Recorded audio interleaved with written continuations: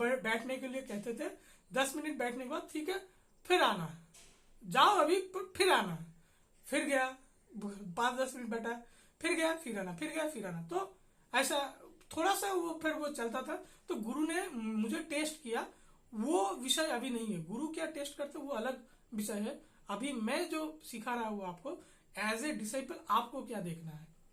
तो मेरा क्या है, मैं तो क्रिटिक हूं। मैं आपको बोला, मैं अपने जिंदगी में अपने गुरु को छोड़ के मुझे किसी याद भी नहीं, मैं किसी को इतना अच्छी तरह से मैंने देखा।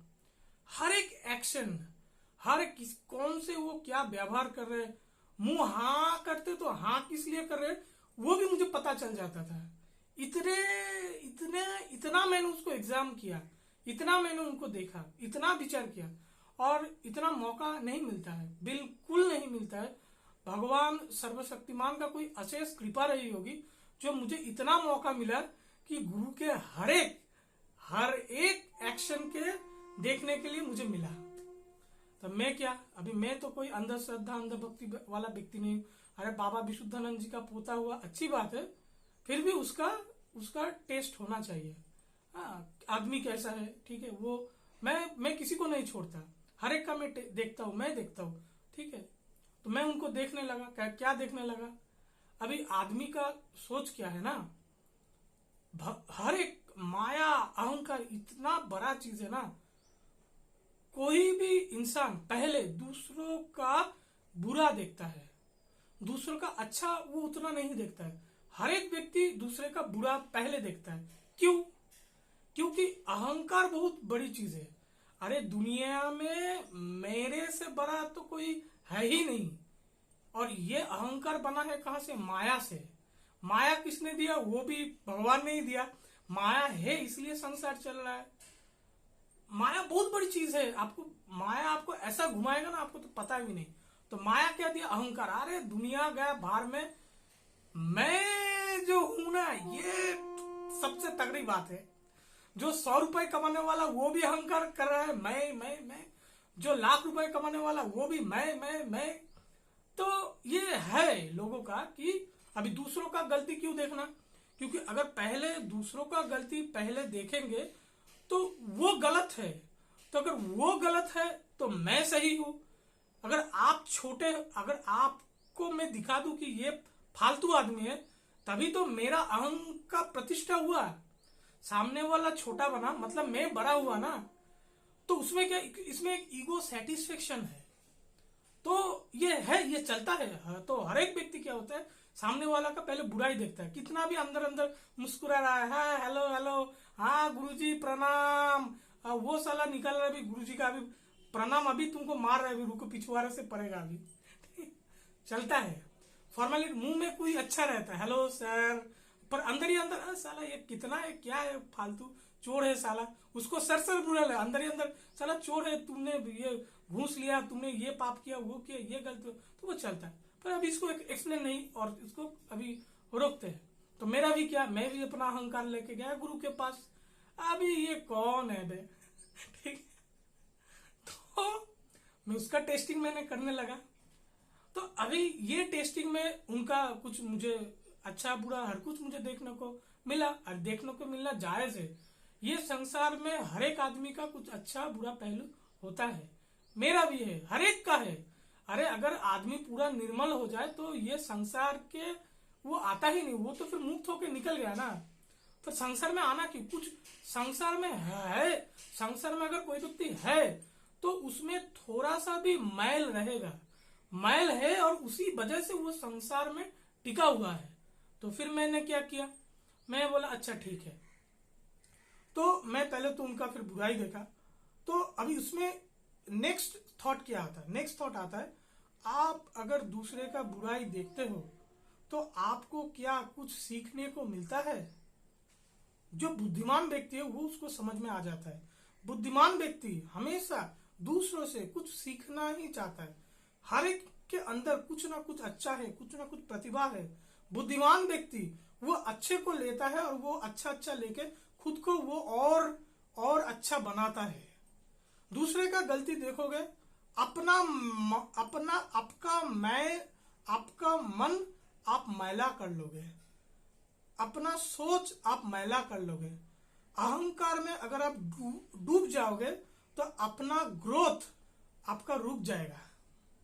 तो बुद्धिमान व्यक्ति क्या है, ठीक है गलती तो है, अरे अच्छा बुरा है, वो तो इंसान है, ठीक है, तो वो व्यक्ति में अच्छा क्या है। तो फिर मैंने अपने गुरु के अच्छे अच्छे चीज मैंने देखने लगा, और कितना अच्छी बातें मुझे देखने को मिला, तो वो मैं क्या बताऊं।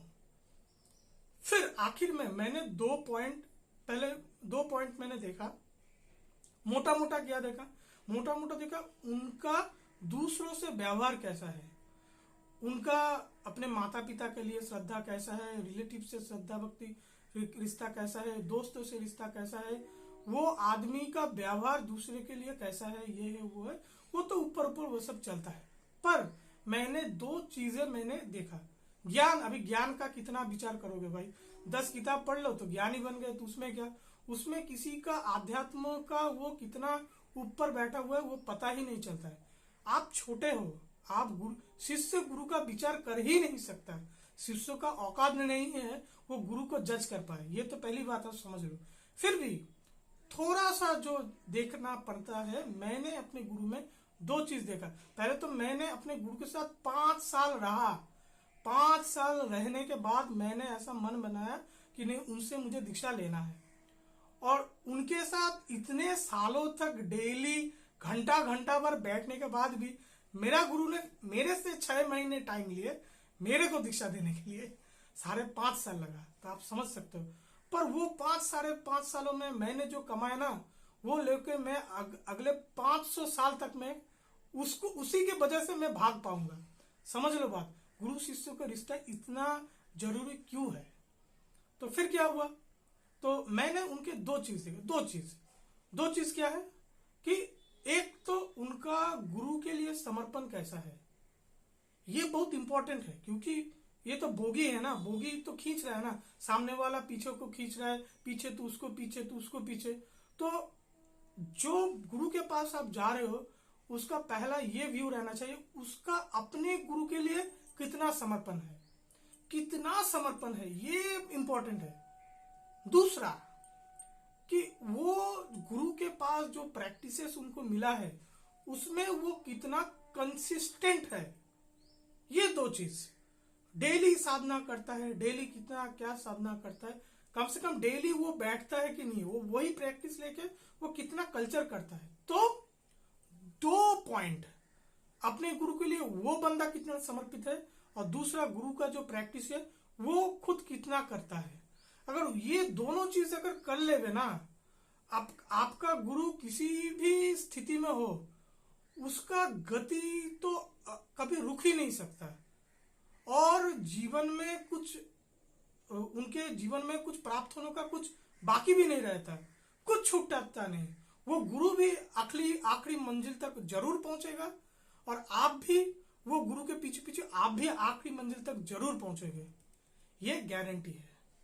तो जब ये दो बातों को लेके मैं जेठू के पास मैं देखा, हर एक कुछ मैं देखा समझा, और ये 2 क्वेश्चन के बिहाफ में मेरे को आंसर मिला, यस ओके, तो तब मैंने अपने गुरु के चरणों में अपना सिर समर्पित कर दिया। और जब मैंने सिर समर्पित कर लिया, मेरा जो ज्ञान है, मेरा जो किताबें है, सब कुछ बाहर, मैं तो फिर अभी ऐसा ही हूं। लोग बोलता है इतना एटीट्यूड कैसे आता है भाई पिछले एटीट्यूड इसलिए आता है क्योंकि एक जगह पे ना अपना नाक रगड़ दिया है, तो इसलिए हर जगह पे, वो जगह छोड़ के हर एक जगह पे नाक ऊंचा करके घूमता हूं। ये आप नहीं समझोगे, आप तभी समझोगे जब आप मेरे जैसा ऐसा ये सिनेरियो से आप गुजरोगे, और ऐसा होना चाहिए। नहीं तो ऐसा नहीं होगा ना, आप आपका टाइम खराब कर रहे हो, आप अपना जिंदगी खराब कर लोगे। तो जैसा ये वीडियो का मैंने कंक्लूजन पार्ट मैंने आप लोगों को बताया, पहले आप फिलोसफी समझो, फिलोसफी समझने के बाद वो फिलोसफी को लेके गुरु कौन कौन बैठा है वो देखो। गुरु भी ऐसा होना चाहिए जो नॉमिनेटेड है, ना कि सेल्फ डिक्लेयर्ड है, वो नॉमिनेटेड होना चाहिए। उसके बाद उसके जहाँ पे आप मिलो, आपने उनसे समझो, ट्यूनिंग कितना अच्छा आप उनसे जुड़ पा रहे हो, रिश्ता में गर्माहट होना चाहिए।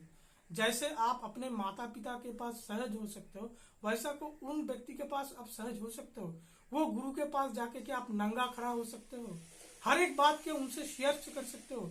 आप खुद को देखो, खुद को समझो। वो आपसे सब कुछ जान रहा है, ये इंपॉर्टेंट नहीं।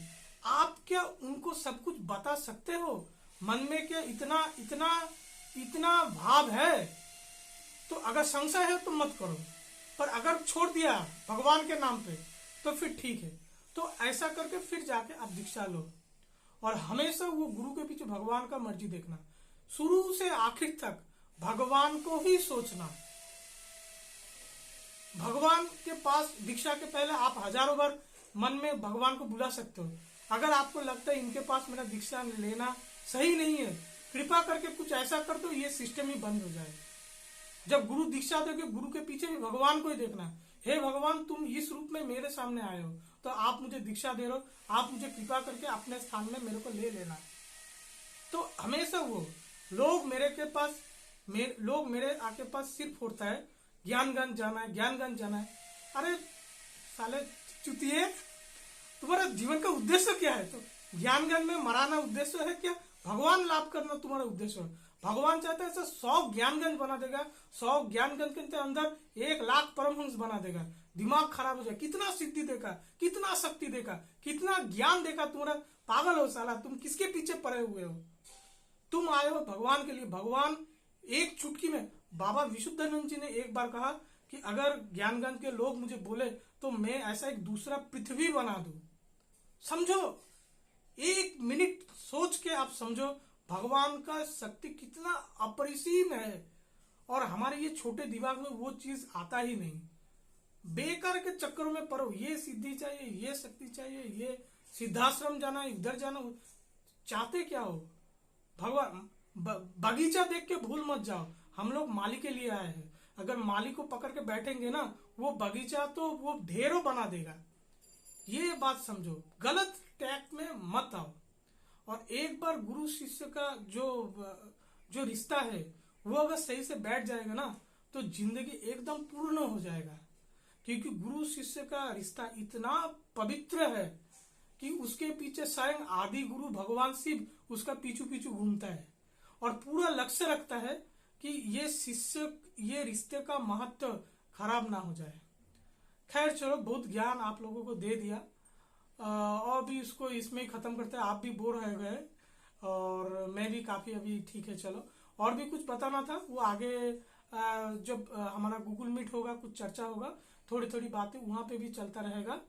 और ये भगवान को आप मद्देनजर रखते हुए गुरु के अंदर भी वो भगवान का शक्ति, गुरु शक्ति, स्थूल बात को मत देखिए, उसके पीछे भगवान को लक्ष्य रख के जीवन में आगे बढ़िए। और गुरु के साथ जो व्यावहारिक संबंध है वो तो अपनी जगह, जैसे मैंने आपको बताया, गुरु के पास हमेशा सफेद एक कागज लेके जाना जहाँ पे कुछ लिखा नहीं हो। जैसा बताया मेरा गुरु जगत गुरु, जैसा बताया उससे बढ़ के जीवन का कोई सच है ही नहीं।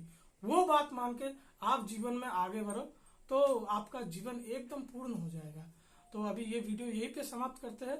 आप लोग सब अच्छे रहिए। नमस्ते।